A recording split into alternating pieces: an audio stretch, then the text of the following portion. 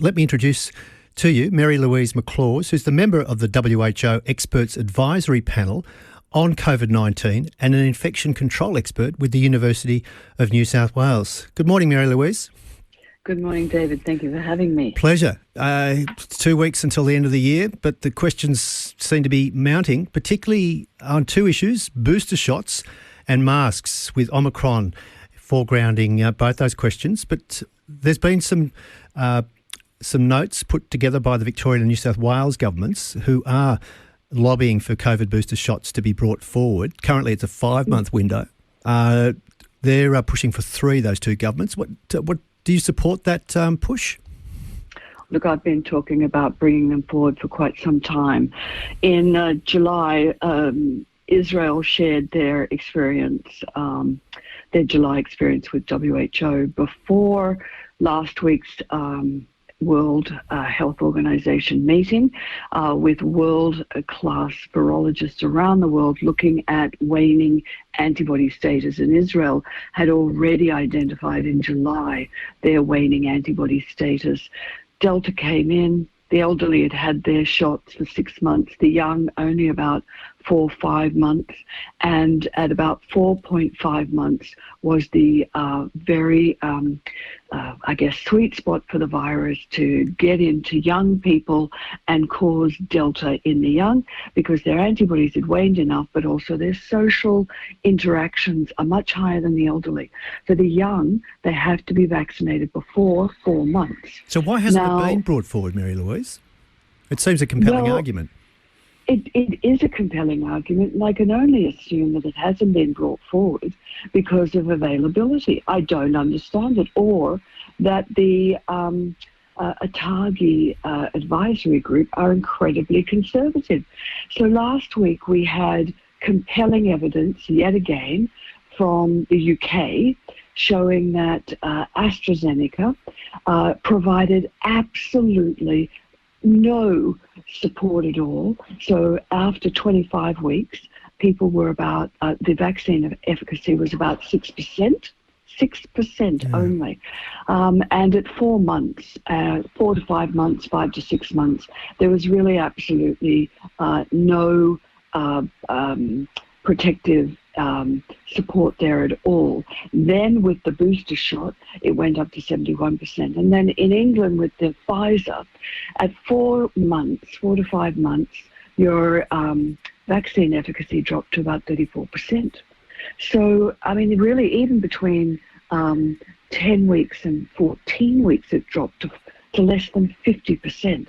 So there really is lived experience, Israel, the UK, and other places, that we really need to vaccinate early. And the reason we need to make the young adults our most priority is they have more social interaction than anyone else. So it would seem as though to be fully vaccinated, it does necessitate that third shot, that booster shot, and possibly more booster shots to come.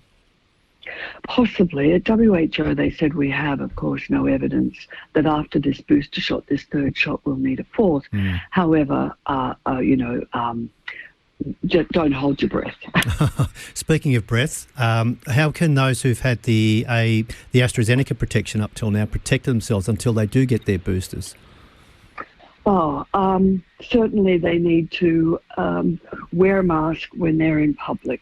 So in shopping malls, wear a mask. Going outside and in and out of shops, have your mask ready to put over your nose. Now, I was in an aeroplane a couple of weeks ago, coming back to Sydney, and there were 4 people around me who had their mask under their chin. And when I asked the crew if they could possibly talk to these people, they said they couldn't. And yet they certainly made sure they didn't serve alcohol to them before they took off. So I was a bit surprised and very, very disappointed, because these people could either have been at risk of breathing in Omicron or Delta through their nose, but also breathing it out, because they may not have felt unwell at that stage. So please wear your mask over your nose when you're indoors in the shops. 20 to 9, David Astle here on ABC Mornings, and I'm chatting to the familiar voice, and I say that with great respect and great gratitude, Professor Marylouise Mclaws, who is the member of the WHO Experts Advisory Panel on COVID-19. We've got the National Cabinet meeting that's happening tomorrow evening. What do you expect, or what do you hope might culminate from that meeting in terms of a new healthcare settings potentially?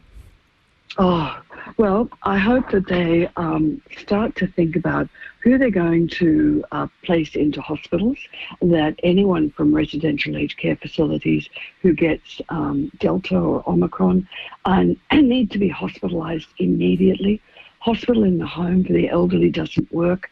And around that stage, when we had over 700 deaths, about 75% were due to those in aged care facility who had hospital in the home who died, sadly. So I think that needs to change, because everyone pays their tax, everyone has the right to access our fabulous health system in the public hospitals. Then the next thing they need to do is, it's probably a bit late now, but in Hong Kong, a woman called Dr. Lily Chu, who had great experience with SARS in 2003, is developing hospitals and intensive care units outside of hospitals so that people who get sick can be put in place and observed outside of the major hospitals and outside of home. You know, we've had experiences with young adults die unexpectedly because they haven't had anybody at home to watch them, or they've deteriorated unexpectedly very fast, and it would be perfect for people to be observed if they live alone, potentially, so that they don't die at home, because we will have an increase in potential hospitalizations. I mean, I've calculated that there is only about 30 to 35% of Australians who've been recently vaccinated, so they've had their second dose within, three at the most 4 months, and they won't go to hospital and they won't get severe infection. But the rest of us, unless you've had your booster shot, you are at risk of infection. Now, at WHO, they weren't sure if they were at risk of severe infection and hospitalisation. So that needs to be planned.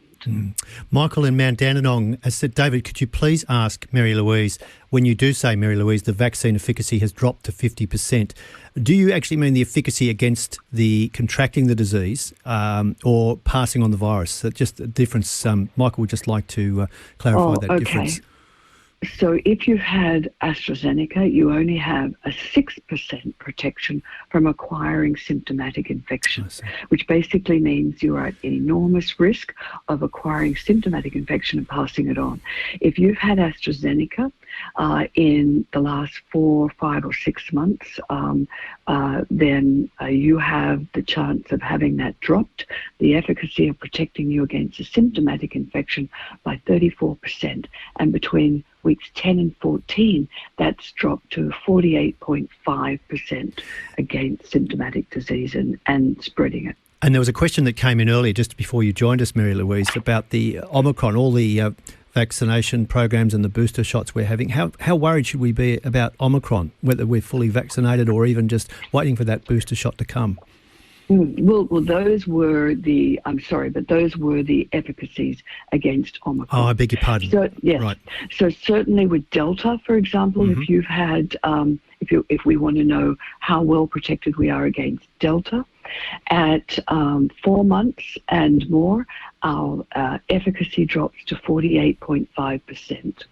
And it doesn't get much better at 6 months, it's 42%. I must pass sorry, Marylouise, just a text came through and I echoed the words I was about to pass on to you. Please tell the Professor, thank you for your honesty, clarity and calmness. It must be a testing time of year for all of us, and I don't mean that in a literal way. It's quite figurative too.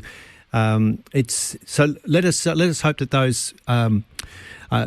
those undertakings you've just listed will be considered by the National Cabinet meeting when they do assemble tomorrow night.